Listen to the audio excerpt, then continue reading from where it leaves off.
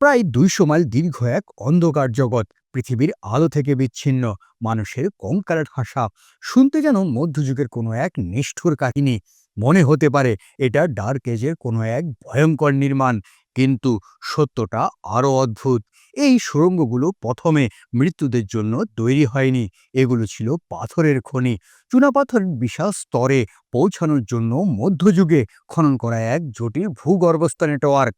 এই পাথর দিয়েই গড়ে উঠেছিল প্যারিসের বহু আইকনিক স্থাপনা, শহরের সৌন্দর্য, শক্তি আর ইতিহাসের ভিত্তি। কিন্তু সেই ভিত্তির নিচেই লুকিয়ে ছিল বিপদ। অনেক সুড়ঙ্গ কোনো সঠিক মানচিত্র ছিল না। অপ্রশিক্ষিত শ্রমিকরা অনেক সময় অনুমতি ছাড়াই মাটি কেটে তৈরি করেছে এই গোলক ধাঁধা। ফলে ধস নামতো, রাস্তা ভেঙে পড়ত, বাড়ির মেঝে হঠাৎ ঘিরে নিত অন্ধকার। শহরের নিচে তৈরি হচ্ছিল এক অদ্ভুত, অদৃশ্য, বিপজ্জনক জগৎ। কিন্তু অভূতপূর্বভাবে এই একই সুড়ঙ্গে একসময় জীবনও ছিল। ভূগর্ভস্থ স্থির তাপমাত্রা আর আর্দ্রতা এটাকে আদর্শ করে তুলেছিল ব্রুয়ারির জন্য। ১৭ থেকে ২০ শতকে শুরু পর্যন্ত এখানে তৈরি হচ্ছিল লক্ষ লক্ষ গ্যালন বিয়ার। এমনকি বিশেষভাবে নতুন সুড়ঙ্গ খনন করা হয়েছিল শুধু মাটির নিচে বসে বিয়ার তৈরির জন্য। এটা কোনো ছোট পরীক্ষা ছিল না, এটা ছিল এক সমৃদ্ধ ব্যবসা। ১৮০০ সালের শেষের দিকে শুধু আর্দেসামতেই ভূগর্ভস্থ ব্রুয়ারিগুলো বছরে ২২ মিলিয়ন গ্যালনেরও বেশি বিয়ার তৈরি করত। এছাড়া এই সুড়ঙ্গগুলোতে গড়ে উঠেছিল মাশরুমের খামারও। অন্ধকারের ভিতরেই জীবন জন্ম নিচ্ছিল, কিন্তু সেই জীবন বেশি দিন টিকেনি। ১৬০০ সালের মাঝামাঝি সময়ে উপরে থাকা শহরটি এক ভয়াবহ সমস্যার মুখে পড়ে।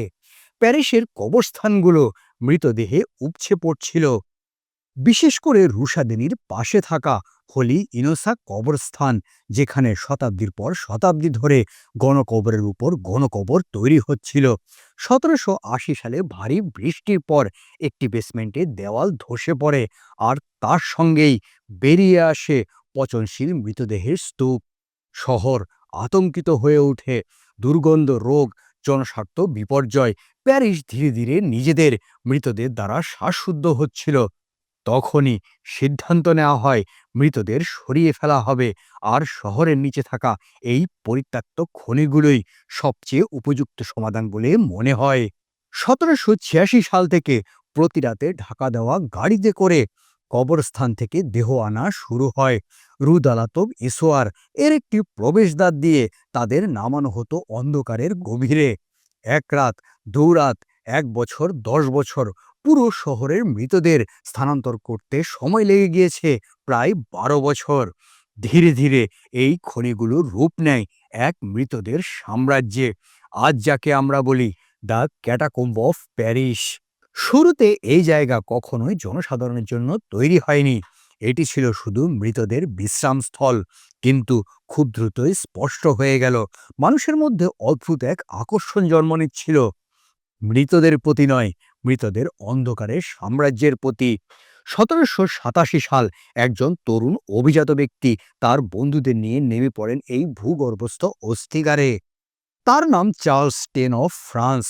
তখনও তিনি রাজা নন, তিনি পরিচিত ছিলেন কাউন্ট অফ আর্তোয়া নামে। তিনি শুধু ঘুরতেই যাননি, সেখানে তিনি পিকনিকও করেছেন। ভাবুন, যেখানে লক্ষ লক্ষ মানুষের হাড়ের স্তূপ রাখা আছে, সেখানে রাজকীয় ভোজসভা।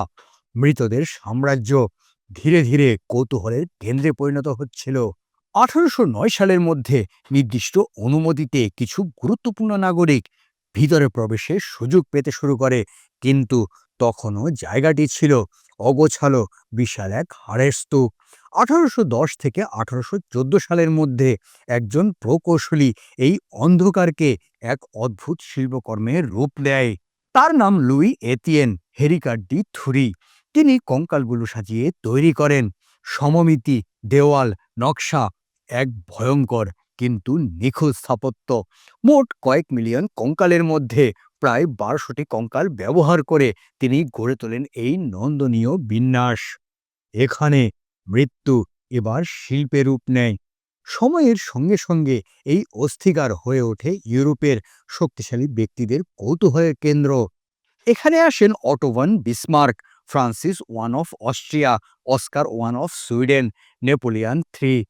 উপরের পৃথিবীতে ক্ষমতার রাজনীতি, নিচে নীরবতার রাজত্ব।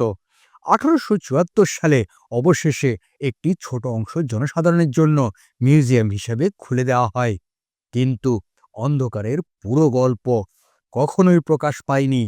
ক্যাটাকম্ব কোনো সোজা রাস্তা নয়, এটি এক গোলকধাঁধা। 1793 সালে একজন হাসপাতালে কর্মচারী নিচে নামেন। তার নাম ফিলিবার্ট অ্যাসপার্ট। কেন নেমেছেন কেউ জানে না। তিনি কখনোই ফেরেননি। 11 বছর পর তার পচে যাওয়া দেহ পাওয়া যায় একটি গ্যালারিতে। যদিও বেরোনোর রাস্তা ঠিক কাছেই ছিল, কিন্তু তবুও তিনি বেরোতে পারেননি।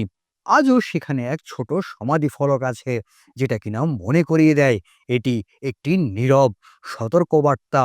আজও অনেকেই অফিসিয়াল ট্যুর ছাড়াই গোপনে ঢুকে পড়েন এই সুড়ঙ্গে। তাদের বলা হয় ক্যাটাফিলস। পুরনো নর্দমার পথ, বন্ধ গোপন দরজা, ভাঙা ম্যানহোল ব্যবহার করে তারা নিচে নামে।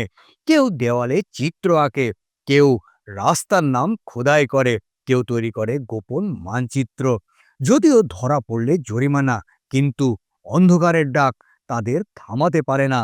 2008 সাল পুলিশ প্রশিক্ষণ নিচ্ছিল প্যালিসব চাইল্টের নিচের অংশে।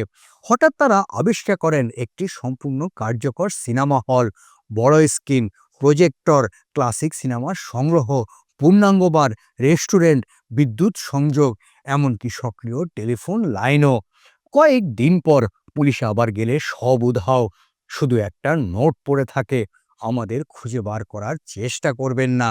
গোপন পার্টি, হ্যালোউইন উৎসব, অন্ধকারে সঙ্গীত বাজে, হাড়ের দেওয়ালের সামনে মানুষ নাচে, কিন্তু এটা কোনো খেলা নয়। 2011 সালে 3 বন্ধু পথ হারিয়ে ফেলেছে। 48 ঘন্টা পর তাদের উদ্ধার করা হয়। 2016 সালে একজন 45 বছর বয়সী ব্যক্তি পার্টির সময় হৃদরোগে মারা যান। অন্ধকার সবাইকে ক্ষমা করে না। ক্যাটাকম্ব শুধু অতীত নয়, এটা এখনো জীবন্ত, শুধু মৃতদের জন্য নয়, জীবিতদের মধ্যেও এক বিপজ্জনক আকর্ষণ।